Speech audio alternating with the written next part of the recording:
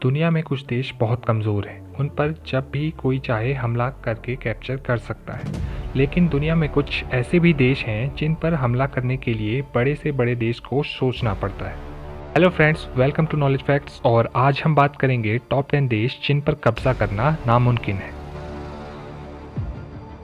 Number 10, Iran का पूरा नाम है रिपब्लिक ऑफ ईरान। सऊदी अरब, तुर्की, अमेरिका जैसे ताकतवर दुश्मन होने के बावजूद ईरान को सेकेंड वर्ल्ड वॉर के बाद कोई भी देश कैप्चर नहीं कर सकता।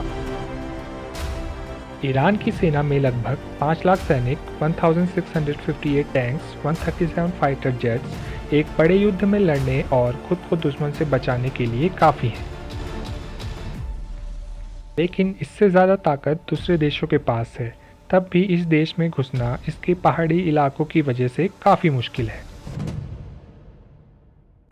ईरान की सरकार के पास बहुत से अंडरग्राउंड मिलिट्री बेसों के नेटवर्क हैं।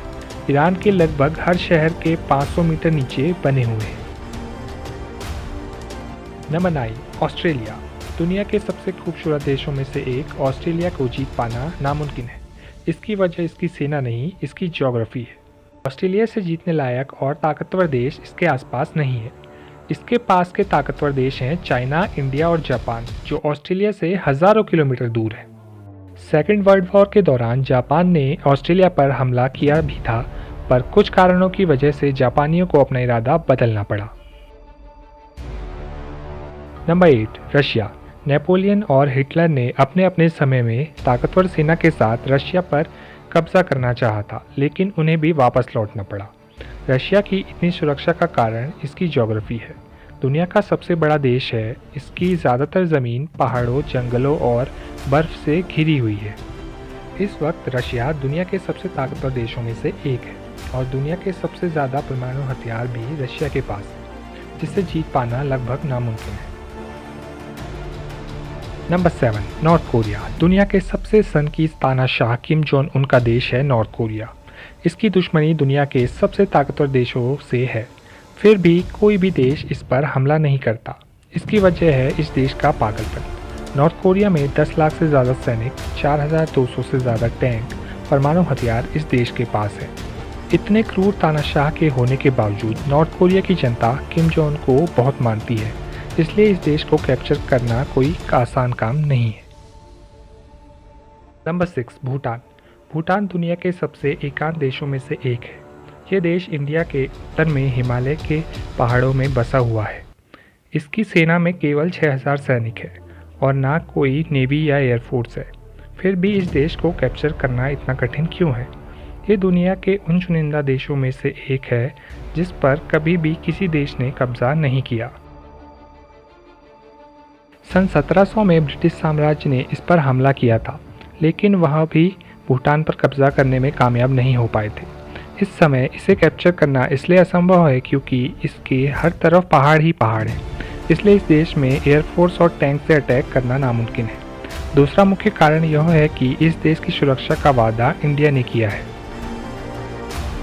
इंडिया भूटान को आर्थिक सहायता प्रदान करता है, साथ ही भूटान की छोटी सी सेना को ट्रेनिंग भी देता है।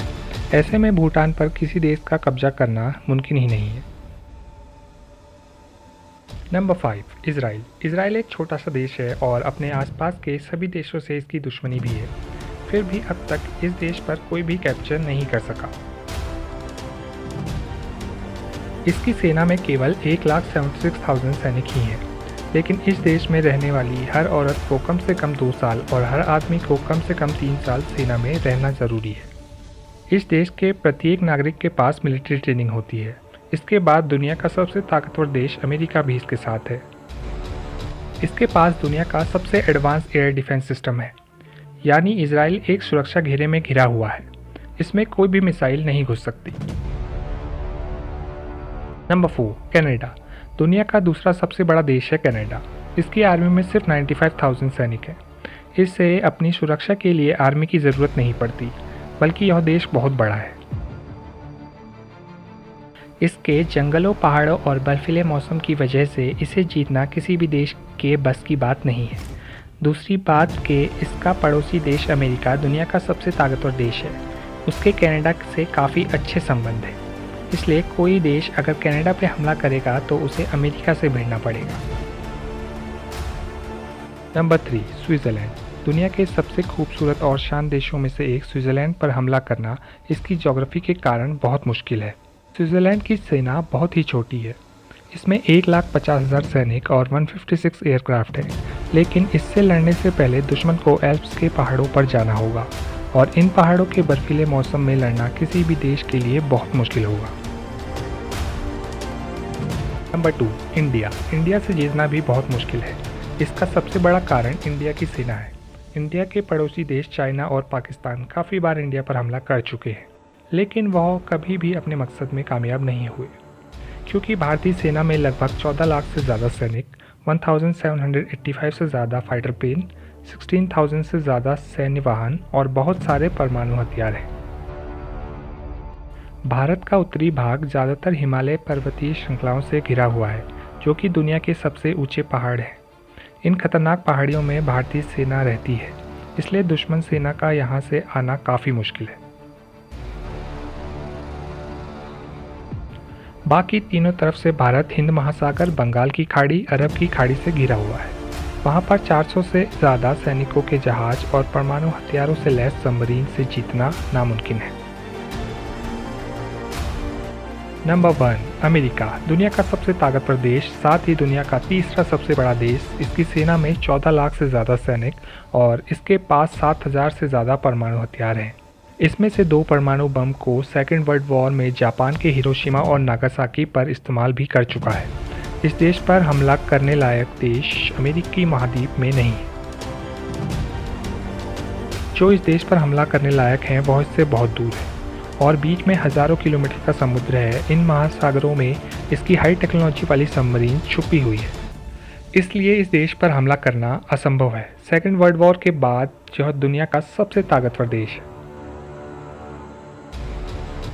अगर आपको हमारी वीडियो पसंद आई है तो प्लीज़ वीडियो को लाइक कीजिए और मिलते हैं अगली वीडियो में। Thank you so much.